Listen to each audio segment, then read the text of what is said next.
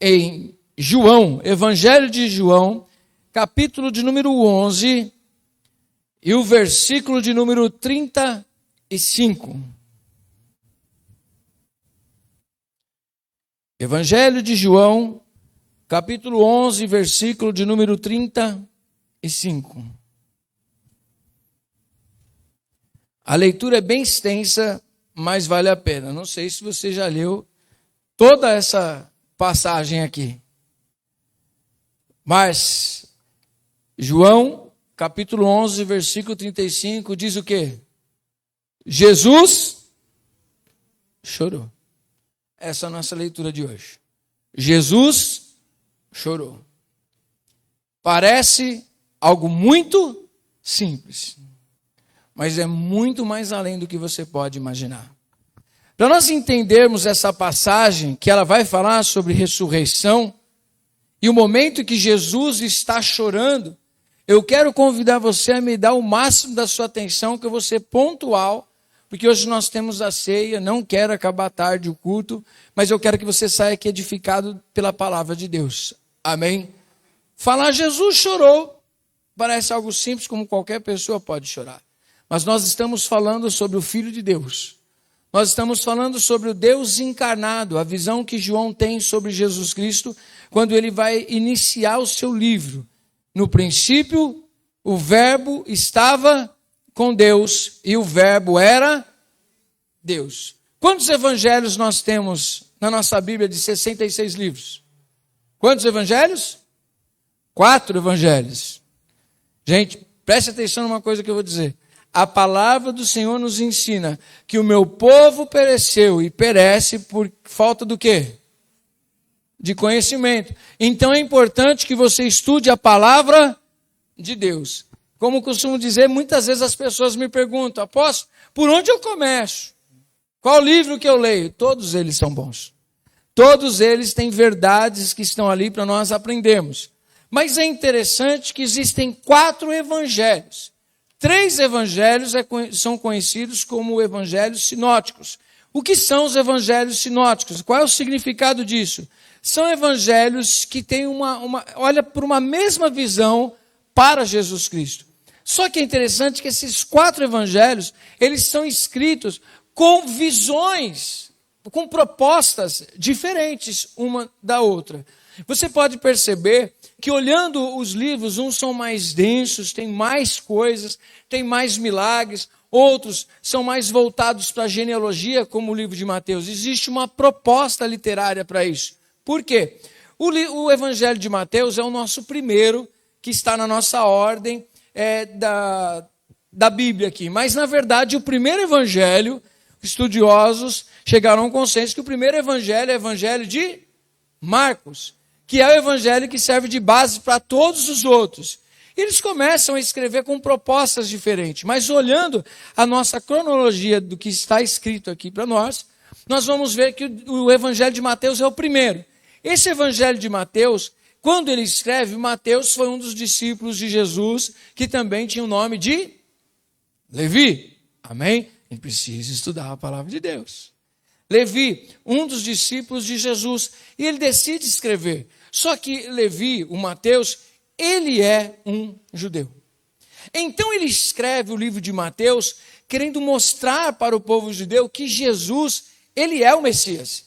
Ele é o Cristo prometido desde o Antigo Testamento, e ele mostra muito a genealogia, porque ele quer mostrar para o povo que sim, Jesus é esse Messias prometido, e ele vem da linhagem de Davi. Amém? Quando nós olhamos o Evangelho de Marcos, ele é escrito mais para um povo romano, então ele mostra um Cristo poderoso, mostra milagres fortes, poderosos de Jesus. Já o Evangelho de Lucas é escrito por esse Lucas, que é um médico, que também escreve o livro de Atos dos Apóstolos. Qual a proposta de escrever o Evangelho de Lucas?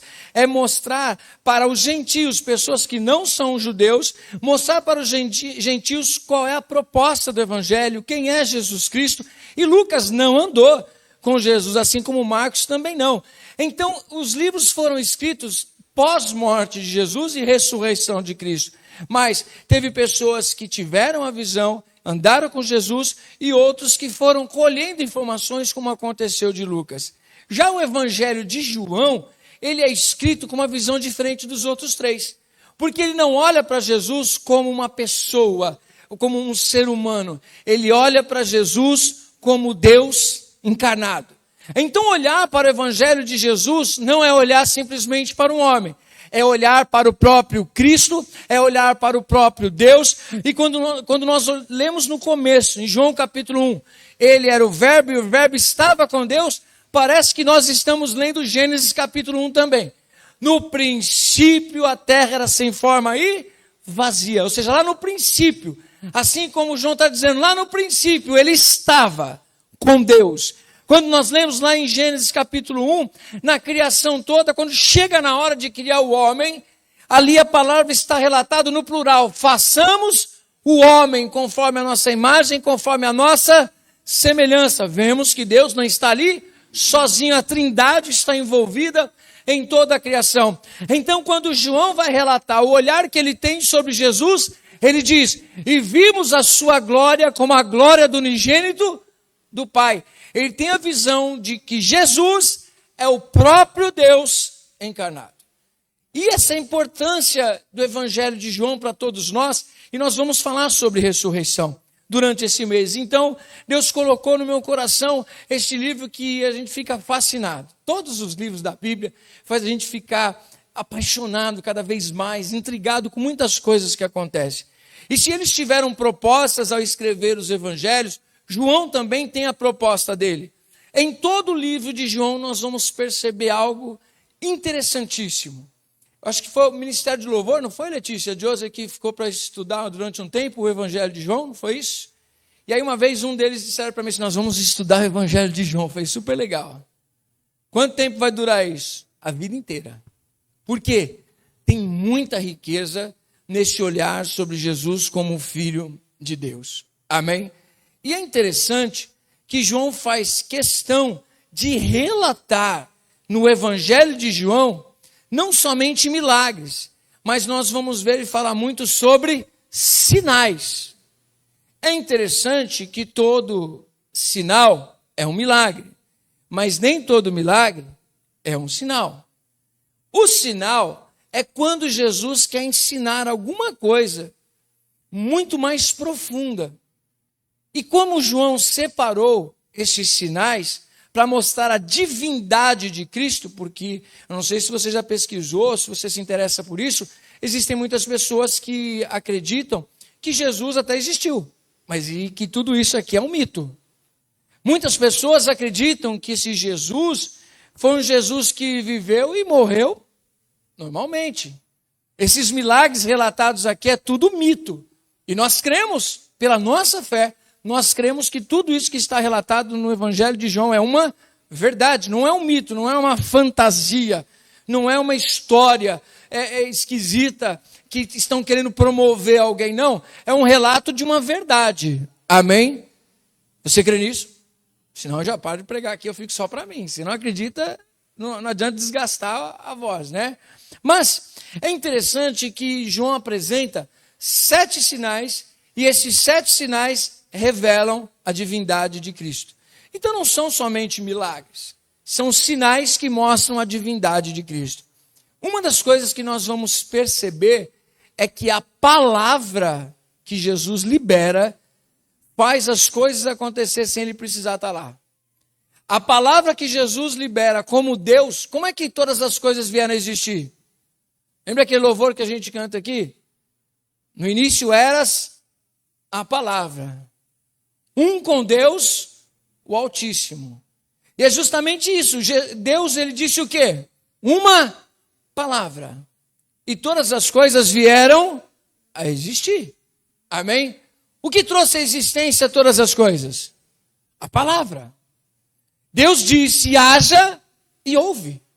Deus disse aconteça e aconteceu.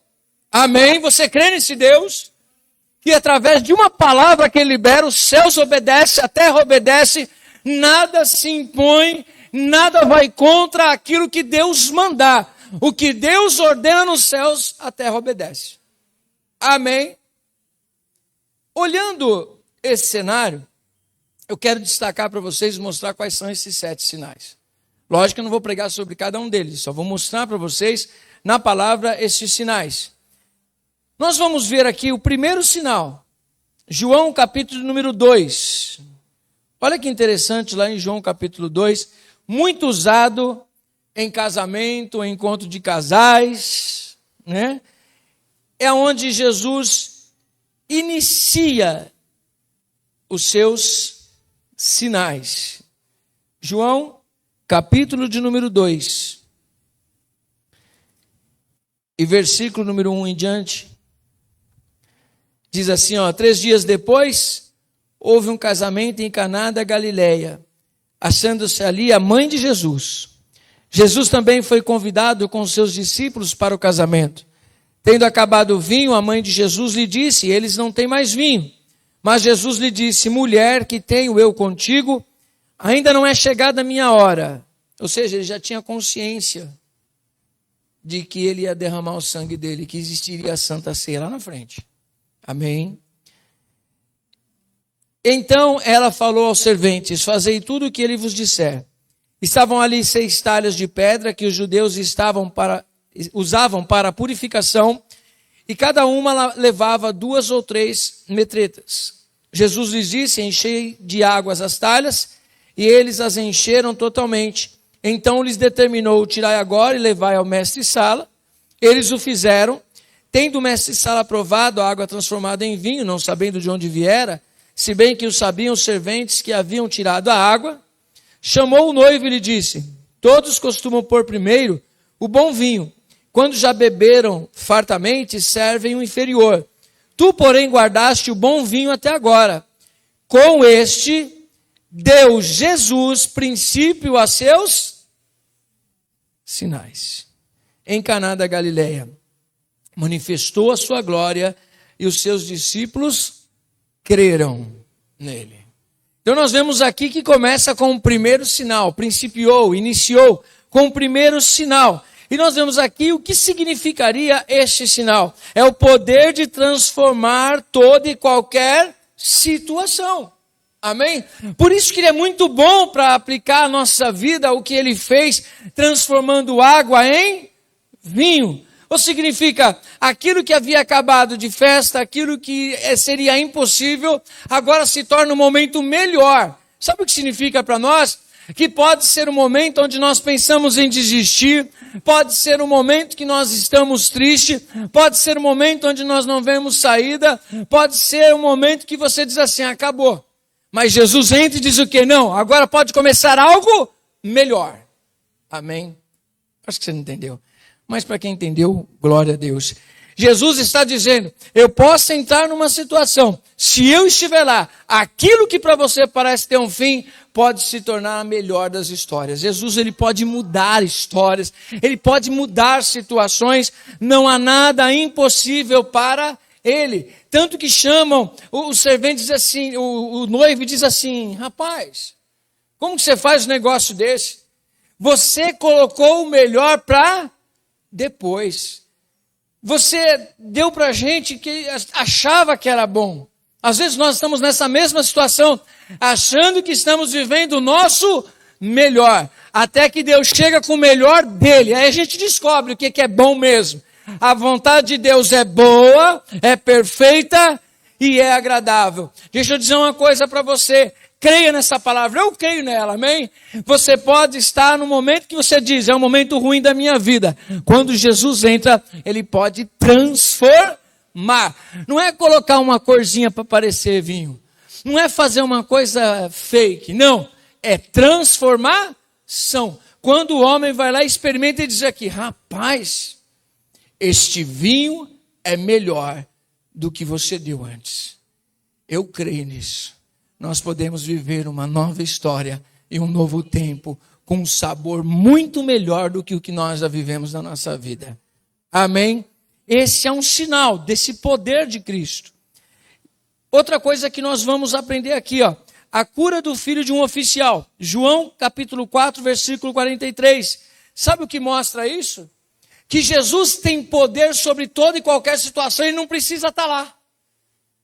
O que nós aprendemos que Deus, ele é onipotente, onipresente e onisciente, ou seja, ele conhece todas as coisas e está em todos os lugares e tem poder para todas as coisas.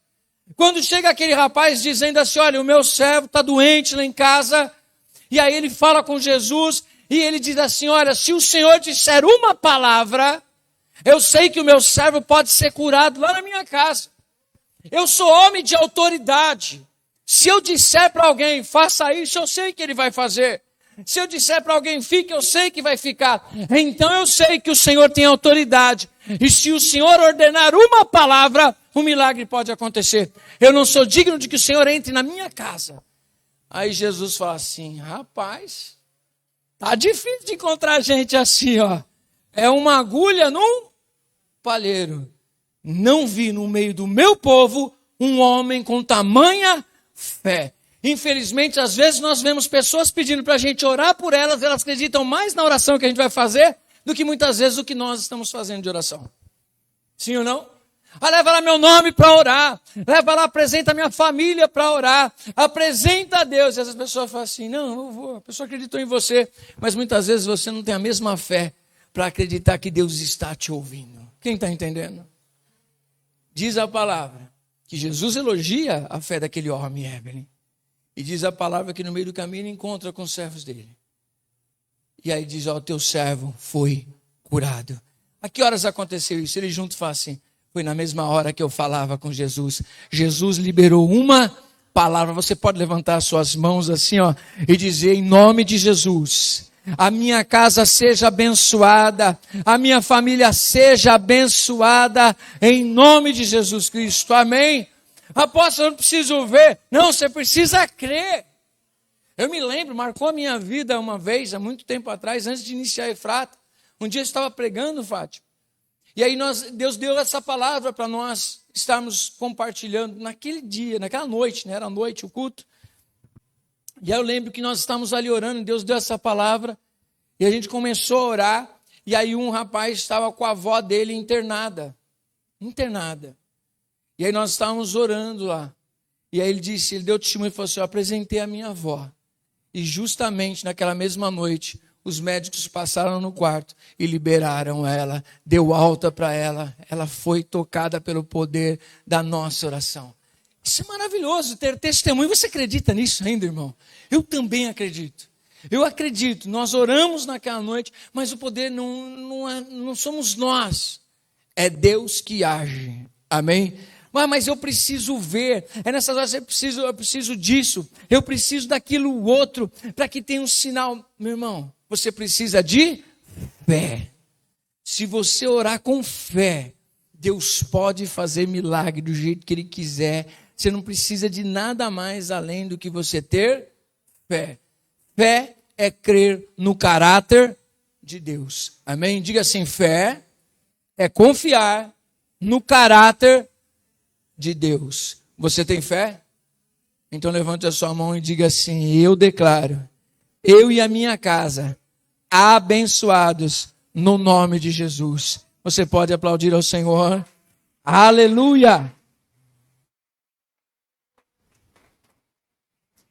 Outro sinal, não é só um milagre, aconteceu um milagre, mas era um sinal. E nesse sinal, Jesus está querendo mostrar que Ele é dono do tempo, Ele é dono do dia, Ele é dono das horas, Ele é dono de todas as coisas. Amém? Não existe aquele negócio de que Deus vai te abençoar na madrugada, Deus vai te abençoar dentro de 7 dias de uma campanha, e nem dentro de um culto, e nem em tal dia. Por quê? Ele abençoa a hora que Ele quiser, Ele faz a hora que Ele quiser. A religião não pode colocar data, nem horário, nem dia, para Jesus trabalhar e fazer alguma coisa. Quando que acontece isso, apóstolo? As pessoas tinham costume, sábado era um dia sagrado. Sábado não é dia de fazer nada. Sábado não se faz alimento, sábado não se carrega nada. Sábado é um dia de descanso, porque foi isso que o Senhor disse. Desde lá do princípio, essa foi a ordem.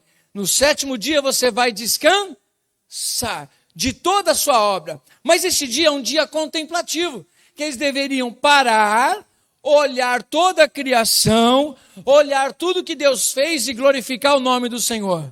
Amém? Mas Jesus disse para eles, vocês fazem o seguinte, Vocês usam o sábado, que é para glorificar a Deus, vocês usam para os seus próprios deleites.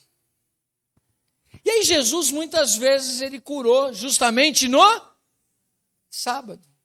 E justamente num dia de sábado, ele cura um homem. E esse homem está num tanque chamado tanque de Betesda. Deixa aquele homem lá, ele é uma pessoa que tem suas debilidades, não pode andar, ele sempre depende de alguém, 38 anos, ele está nessa condição. Jesus chega, toca o rapaz? Não. Jesus só chega e diz assim para o rapaz, queres ser curado? E aí o rapaz diz o quê? Olha, eu não tenho nenhum amigo que me leve até aquele tanque quando essas águas são agitadas. Jesus não tinha perguntado isso para ele. Jesus não tinha perguntado se ele tinha algum amigo e se tinha alguém que levasse ele lá. Ele só perguntou, cara, você quer ser curado? Às vezes nós estamos com tantas outras coisas além das nossas enfermidades, porque às vezes nós estamos falando que estamos com um problema, é uma enfermidade, mas às vezes acontecem muitas coisas por detrás daquela enfermidade. Está dando para entender? Às vezes a gente pensa que se resolver um probleminha ali para nós, eu estou assim por causa da morte de alguém, eu estou assim porque perdi tal coisa, eu estou assim porque aconteceu aquilo outro. Mas por que isso acontece com tantas outras pessoas e elas não têm a mesma visão sobre determinadas situações? É porque aquela situação que você está dizendo que é por causa disso, na verdade, é só o desencadear de muita coisa que está dentro de você. Quem está entendendo? Aquela enfermidade daquele rapaz era uma realidade? É uma realidade. Só que muito mais do que uma enfermidade, ele já sentia estorvo, ele se sentia abandonado, ele se sentia sem amigo, ele sentia solidão, ele se sentia rejeitado. Olha quanta coisa que estava dentro daquele rapaz. Então Jesus perguntou para ele se ele queria a cura, ele precisava de algo muito mais do que somente a cura. E Jesus disse para ele, eu tenho algo para mudar a tua história. É interpretar o que o texto está dizendo. E aí Jesus chegou para ele, em vez de falar assim, vai lá, desce nas águas lá. Você quer que eu te leve? Jesus só disse para ele assim, toma o leito, levanta e anda. E o rapaz creu. Jesus simplesmente disse, pega o teu leito, levanta e anda. Eu às vezes sou meio estressado em algumas coisas. E uma das coisas, se eu tivesse no caso desse rapaz aqui, eu estressado, depois de receber uma cura, não importa que era sábado, diga assim, sábado. Aí as pessoas que nunca me ajudaram no sábado, me vê andando e carregando a minha maca. Imagine a oportunidade que você tem. 38 anos, sendo levado por alguém, vivendo de favor dos outros. Você está sendo levado todo ano a ano, dia após dia, mês após mês, até lá ninguém te ajuda ali, ô Fátima. Ninguém resolve o seu problema. Só te dão um paliativo, um placebo para a sua vida. Aí te joga lá para você se virar. Você não consegue descer até as águas. Anos passando assim. Aí de repente, e um dia, eu sou curado da minha enfermidade. E eu tenho uma maca na minha mão, aquilo ali vira arma, irmão. Porque quando a pessoa vem dizer assim para mim assim, o que você está fazendo com essa maca? Você não pode levar essa maca. Hoje é sábado, você não devia estar andando com essa maca. Meu irmão, você não sabe, faz 38 anos que eu não ando. Eu vou dar na sua cabeça com essa maca. Porque na hora de me ajudar não aparece um, mas na hora de me criticar tem um monte. Sim ou não? Não é uma realidade? E Jesus cura a vida deste homem, sem tocar nele. Sem mandar ele fazer outra coisa, senão pega a tua maca, levanta e anda. Ou seja, naquele momento aquele rapaz está entendendo que ele não vai ser mais dependente de pessoas, ele tem autonomia. Ele diga assim, ele é independente. Amém? Independência. Sabe uma das maiores riquezas para um ser humano? É a independência emocional. Diga assim, independência emocional. Ou seja, você se banca. Você não depende da afirmação do outro. Você não depende que o outro bata a palma para você fazer as coisas. Você não depende da aprovação das pessoas. Ou seja, a opinião das pessoas não te define. Ela importa, mas não define você. Quem está entendendo? É você estar bem com você. É você saber quem você é. É você não depender dos aplausos para te motivar, Porque quando você não depende de aplausos para te motivar, as críticas não te param. Quem está entendendo pode dizer um glória a Deus. Outra coisa que nós vamos aprender, mais um sinal aqui. Capítulo 6, nós vamos ver Jesus andando sobre as águas.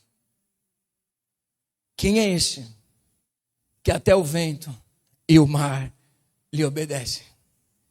Quem é esse? Eu fico imaginando o negócio. Eu me coloco no lugar de Jesus às vezes, tá, gente? Não querendo ser Jesus. Mas fico imaginando. Jesus falou para os discípulos dele, depois da multiplicação dos pães, ele fala assim, gente, vai indo, daqui a pouco a gente se encontra. Os barquinhos vão embora. Jesus ficou sem um barco, ministrando a vida do povo. Aí de repente Jesus fala assim, gente, eu falei para os meus discípulos irem, eu preciso encontrar eles. E aí Jesus sai andando assim, de repente, sobre as águas, e sai andando, até chegar no barco. É algo fenomenal, sim ou não? Jesus, como nós vemos nas passagens aqui, Jesus olhando para o mar, ele está descansando, dormindo, e aí ele olha para o mar que está revolto, e os discípulos estão desesperados, e ele diz o quê? Mar, cala-te, acalma-te, tempestade, quero dormir. E o pessoal fica tudo olhando para a cara dele assim, fica aquela paz, e Jesus volta a dormir.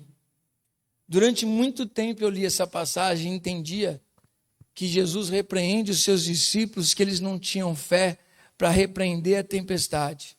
Até que eu entendi, é que eles precisavam ter fé não para repreender a tempestade, mas eles precisavam ter fé para descansar em meio à tempestade. É diferente. Às vezes nós ensinamos triunfalistas, dizendo assim, não, repreende essa tempestade, que ela vai parar. Estou dizendo que isso é um problema. Mas a maior dificuldade, diga para mim se não é verdade, é a gente aprender a descansar em meio às tempestades da nossa vida. Jesus está dizendo para eles o seguinte, vocês estão preocupados com o quê? Por causa do vento? Por causa da tempestade? Por causa do mar? Jesus, é lógico, né? É lógico que é por causa disso. Não, vocês deviam fazer o que eu estava fazendo. O que Jesus estava fazendo? Descansando. Diga para o irmão que está ao seu lado, descansa. Aproveita o louvor, né? Descansa. Quem cuida de você não dorme. Descansa. Deus sabe das tuas necessidades. Quando os homens olham para Jesus assim, quem é este que tem poder sobre a natureza? Quem tem poder sobre a natureza? Deus. Jesus está tendo poder sobre a natureza. O que Jesus está revelando que ele é? Deus. Amém? Outra coisa que nós vemos aqui em João capítulo 6, versículo 1, o poder de multiplicar peixes e pães, suprir as necessidades daqueles que estão ouvindo ele. Isso ensina para mim e para você, meu irmão. Talvez você para no pé do monte várias vezes e acha que Jesus não está vendo a sua necessidade. Ele está vendo a sua necessidade e Ele tem poder de suprir todas as nossas necessidades. Amém? João capítulo 9. Olha só, a gente está andando numa sequência de acontecimentos aqui. João capítulo de número 9. Tem um cego lá. E os discípulos perguntam, quem pecou? A culpa dele está assim é de quem? É dele ou é geracional? Aí Jesus olhou e falou assim, não, o que está acontecendo ele é para que nele se manifeste o poder, se manifeste a glória de Deus. Jesus vai lá e faz um lodo e cura a cegueira deste homem. É interessante que isso suscita no meio do povo um grande problema, um grande dilema. Porque ele ficava ali pedindo o quê? Esmola, dependendo dos outros. Há muitos anos, desde a sua infância, ele nasceu cego, ele não ficou cego, ele nasceu cego. Quando as autoridades eclesiásticas daquela época ficam sabendo disso, falam assim, rapaz, o que está acontecendo? Esse cara é um mentiroso, ele nunca foi cego, ele fingiu que era cego. Diz a palavra, que chama um rapaz e fala assim, rapaz, o que aconteceu? Ele falou assim, eu não sei, eu era cego e agora eu vejo. quem foi que te curou? Ele falou, não sei também, eu não vi. Não sei quem é. E se eu visse alguém aqui, eu não sabia reconhecer quem era. Só sei que eu era cego e agora vejo. Aí de repente ele está por lá e ele passa por Jesus e Jesus diz assim, vejo que estás são. Aí ele fala assim, agora eu sei quem foi que me curou. Ele encontra com as autoridades de novo e fala assim, eu descobri quem foi que me curou. Quem foi que te curou? Jesus. Aquele que está pregando lá, foi ele que me curou. Não pode ser. Não pode ser. Ele é um homem qualquer. Ele é uma pessoa qualquer. Ele é um homem como qualquer homem. Aí disse assim, se ele é homem como qualquer homem, eu não sei. Eu só sei de uma coisa, que eu era cego, agora eu vejo. Eu não sei te falar quem ele é, mas aí ele começou a pregar. Ele começou a dizer, olha, eu não sei como é que esse negócio funciona, mas eu nunca aprendi isso. Que Deus ouve a pessoas que não têm um relacionamento com ele. Se ele é ou não é, eu não sei. Mas pelo sinal que ele fez, Deus é com ele. Aí o pessoal diz, você está querendo pregar para nós? Você está querendo que a gente seja discípulo dele? Ele falou assim, eu não estou dizendo nada. Só estou dando um testemunho, mas o testemunho do sinal de Cristo validava a identidade de quem Cristo é. Aqueles homens, como que eles vão negar o sinal que aconteceu? Um cego está enxergando. Eles ficam tão irados com aquilo que está acontecendo que pergunta para o cego, pergunta para os pais do cego, e vai inquirir de novo o cego. Eles não querem acreditar naqueles sinais, porque os sinais estão mostrando a divindade de Cristo. Amém? Quem está comigo, dá glória a Deus.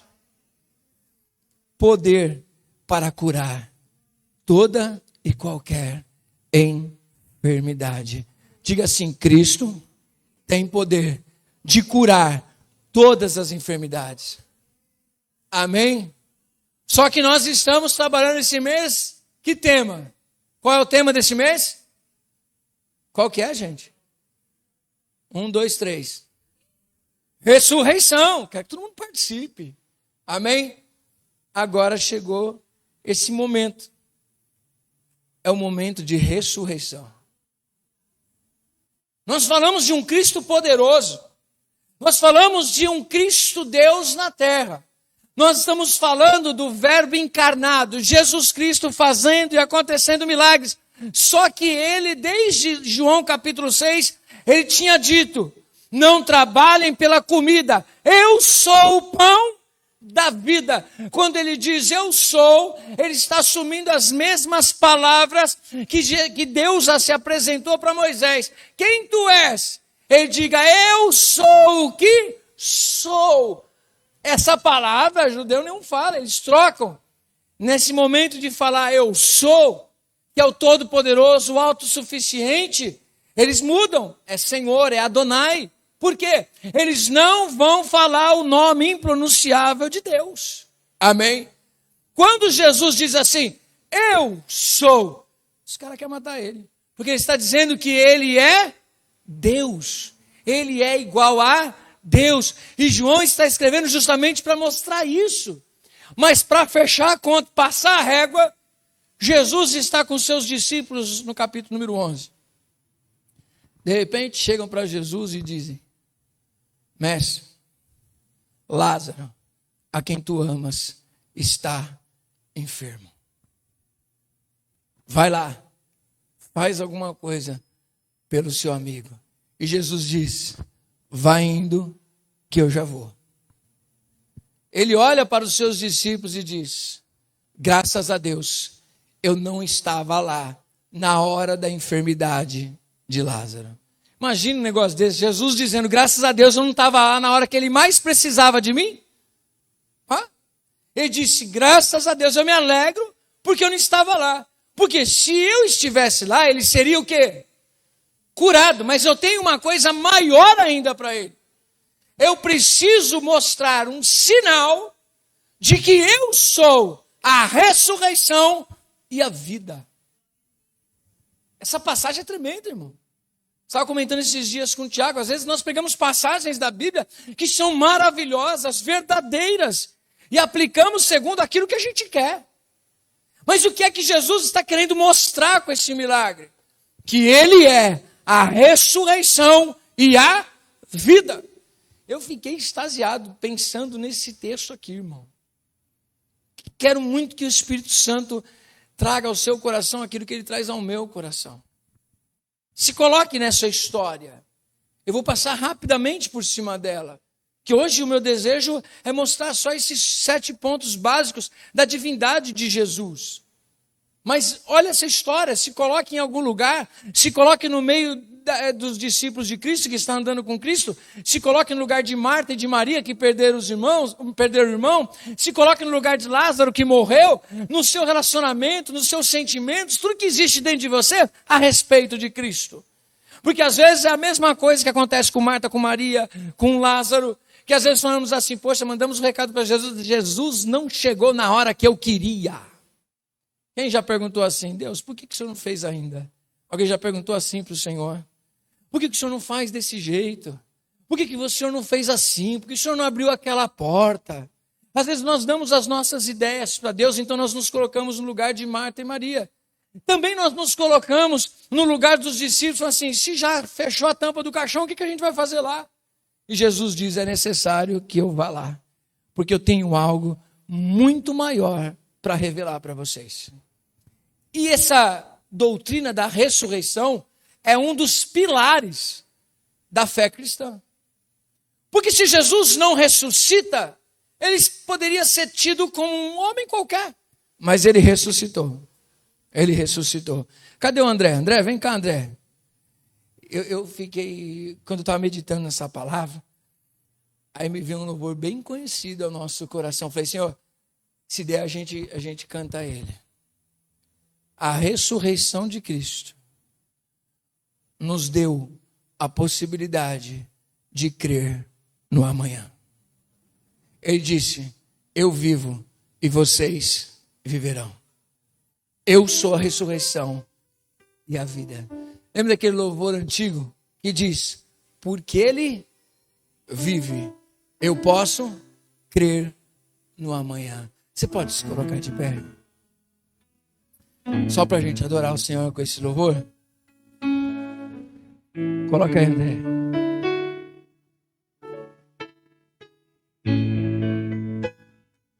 Me ajuda aí.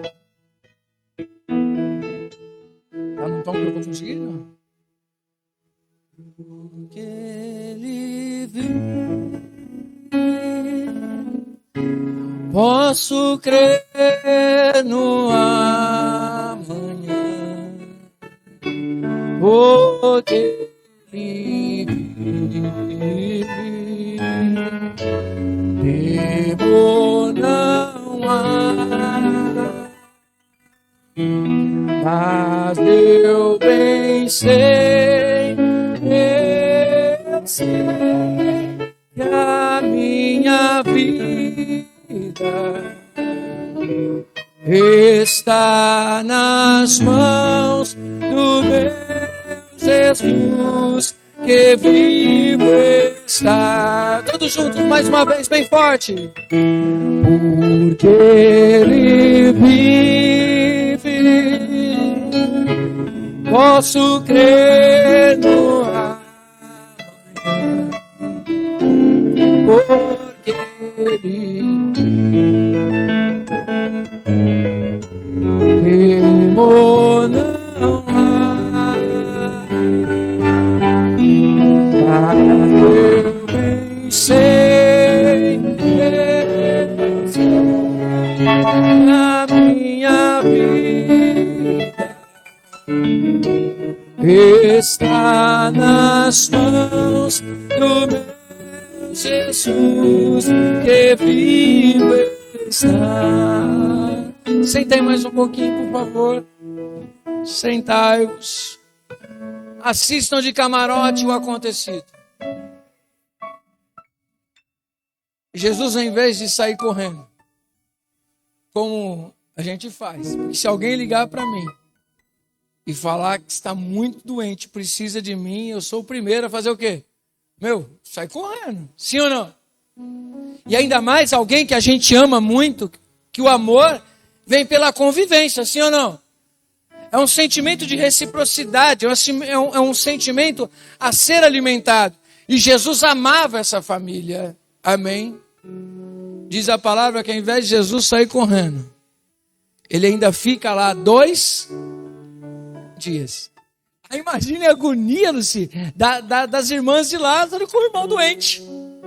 E sabendo que Jesus tem a cura para a vida dele. Jesus não vai vir, Fátima? Imagine as 2 irmãs chorando, cuidando de Lázaro, porque não diz a enfermidade que ele tinha. Não sei qual a enfermidade que ele tinha.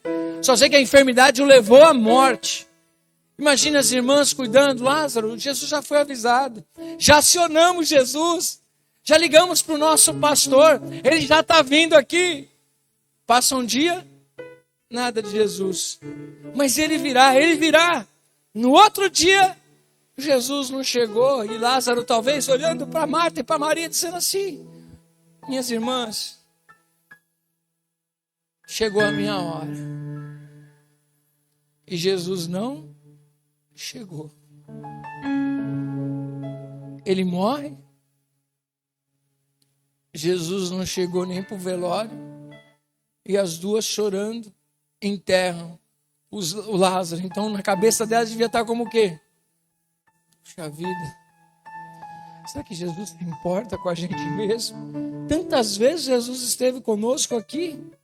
Agora no momento que a gente mais precisa dele, ele não veio, nosso irmão morreu. E as 2 chorosas, Marta, como é a mais sentimental, a Maria, como é a mais sentimental das coisas, está lá num luto terrível. E Jesus, depois de 2 dias, falou assim: bom, vamos lá, né? Vamos lá resolver o problema de Lázaro. E Jesus está a caminho. E a notícia chega para Marta. A Marta, como é aquela mais acelerada, sai correndo até Jesus e diz: mestre, se o Senhor estivesse aqui, ele não teria morrido. Ele olha para Marta e fala assim: calma, calma, ele vai ressuscitar. Eles acreditavam na ressurreição, mas não naquele dia. Eles acreditavam numa ressurreição futura. Eu sei que ele vai ressuscitar, Jesus. Ele falou: não, mas você não entendeu ainda. Se você crer, você vai ver a glória de Deus dentro da sua casa. Quando Jesus está caminhando, Marta avisa a Maria e fala assim: ó, o mestre chegou. E ele está sentindo a sua falta. Maria sai correndo desesperada. O pessoal pensa, ela vai para o cemitério. Ela vai lá para o túmulo do irmão dela, vai ficar chorando lá. Ela está inconsolável, mas na verdade ela corre até Jesus, se joga aos pés. Mestre, porque o Senhor demorou tanto para vir. O pessoal sai tudo correndo atrás dela, mas você está conseguindo acompanhar a cena comigo? O pessoal sai tudo correndo junto com Maria, e quando chega lá se depara com Jesus. E existem vários olhares para ele. Mas um dos olhares nota. E João notou que quando ele viu Marta e viu Maria, ele chorou. Jesus chorou. Mas por que ele chorou? Chorar às vezes é coisa de ser humano, ninguém imagina Deus chorando, mas ali existe um monte de coisa acontecendo, toda essa história que eu estou narrando para você, tudo vai desembocar nesse momento de Jesus chorar. Chorar pela dor dos irmãos, chorar pela desesperança de não ver mais uma saída. Não, Jesus está chorando, não só porque ama aquela família, mas ele está chorando porque ele nos ama. Porque ele vai entender que este sinal vai ensinar para eles e vai ensinar para mim hoje, em 2023, que ele é a ressurreição. Você pode usar esse texto para um montão de coisa. Você pode até não pecar. Amém? Você usar para ressuscitar os seus sonhos, você usar para nós ministrarmos as coisas que estão mortas, coisas que você esqueceu. Ok, Mas o texto é muito mais do que a sua, do que a minha necessidade. Sério, apóstolo? É. Porque está falando sobre a divindade de Cristo. O poder de Cristo sobre a morte. Amém? Então é muito mais do que o que nós precisamos. É muito mais do que os nossos sonhos, Fátima. É muito mais do que aquilo que nós estamos buscando. É a ressurreição e a vida.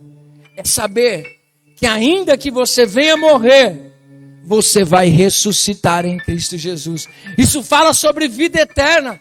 Paulo ele vai trabalhar lá em Coríntios 15, que se Jesus não ressuscitou, a nossa fé é vã. A importância da ressurreição de Cristo. Muitas pessoas podem falar de muitos líderes, de muitas pessoas que falaram tantas coisas, escreveram tantos livros, mas os túmulos deles estão lá. Mas o túmulo do nosso Senhor está vazio, porque Ele vive, Ele reina para todos sempre. Aleluia! Aleluia! Então é muito mais do que o que eu preciso. É muito mais do que o meu sonho realizado. É muito mais do que uma cura que eu receba. É a vida eterna que está sendo garantida para mim e para você. Aleluia. Aonde vocês o colocaram? Era para fazer alguma coisa, era antes, Jesus. Ou não? A minha hora é a hora perfeita. É agora. Me leva até onde Ele está. É uma das cenas que eu queria estar lá. Jesus não mexe com isso, que Ele já morreu, já está fedido. Eu queria colocar um monte de médico, Tiago, ali em volta disso para ver, me explica. Que nem nós adoramos, ninguém explica a Deus. Um corpo que Ele não só morreu, 4 dias depois, Ele já está em decomposição. Por isso Jesus não estava lá. Porque não era o possível.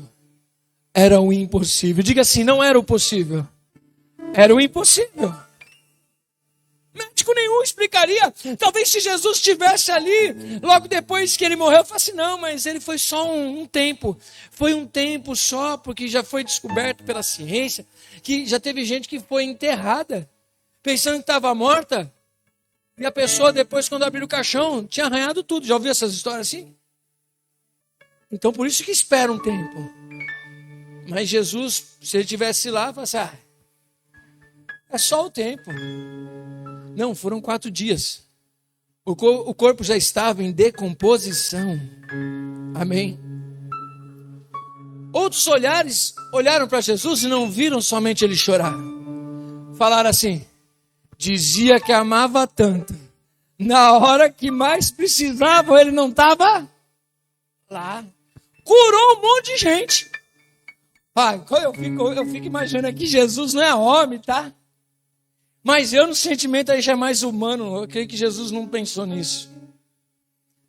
Mas tipo, vocês não sabem o que eu vou fazer. Vocês estão criticando uma cura, mas vocês não sabem o que eu vou fazer. Sabe que as pessoas estão olhando para você e falam assim, você não pode fazer nada, você não sabe o meu potencial. Jesus, Ele ouve essas coisas. Amava tanto essa família, no momento que mais precisava, não estava. Curou tanta gente. Curou cego, restaurou a vida de muita gente. Mas a do próprio amigo Ele não fez nada. São outros olhares para Jesus. Mas Jesus diz, vamos lá. Acho que o pessoal deve ter cutucado um ao outro. Você fala assim, mas vai lá no cemitério agora. Sabe que vai acender uma vela? Vai fazer alguma coisa? O que ele vai fazer lá nesse cemitério? Vamos todos lá. Aquela galera em volta. Jesus diz, role a pedra. Não é. Role a pedra. Aí lá de dentro, um homem morto, em decomposição. Jesus chora, agradece ao Pai e diz, Pai, obrigado, porque eu sei que o Senhor sempre me ouve, mas para que o seu nome seja glorificado em mim, eles saberão que eu sou enviado do Senhor. e que todos aqueles que acreditarem em mim, eu sou a ressurreição e a vida. Eu vou mostrar para eles, Pai, glorifica o teu nome em mim. Eu nunca fiz o que eu queria, eu sempre fiz o que o Senhor queria. Agora mostra que tu estás em mim, eu estou em ti, e que nós somos um. Ressuscita ele, porque vai ser notório para todo mundo. Lázaro, vem para fora. Jesus ficou doidão. Não. É a ressurreição e a vida. Quando de repente vem Lázaro lá de dentro. Ele estava todo amarrado. Então ele vem flutuando. Ele não pode vir andando. Ou então ele veio pulando. Não sei. Só sei que Jesus diz: desamarra o morto. Quem tem coragem? Quem tem coragem de ir lá desamarrar o Lázaro? O morto que veio pulando ou veio flutuando lá de dentro. Desamarre-o. Quem é esse? Esse é o Deus vivo, que disse: aquele que crê em mim, ainda que esteja morto, viverá. Esse é o Cristo que nós pregamos, que ele disse lá em João 6, quem de mim se alimenta, por mim viverá. Eu tenho vida e eu dou vida para vocês.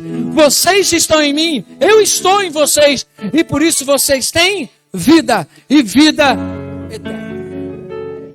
Amém. Se coloca de pé em nome de Jesus.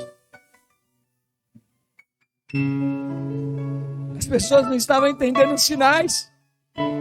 Eu falei para o Senhor, Senhor, eu vou pregar essa palavra aí de terça, eu vou pregar no domingo, hein?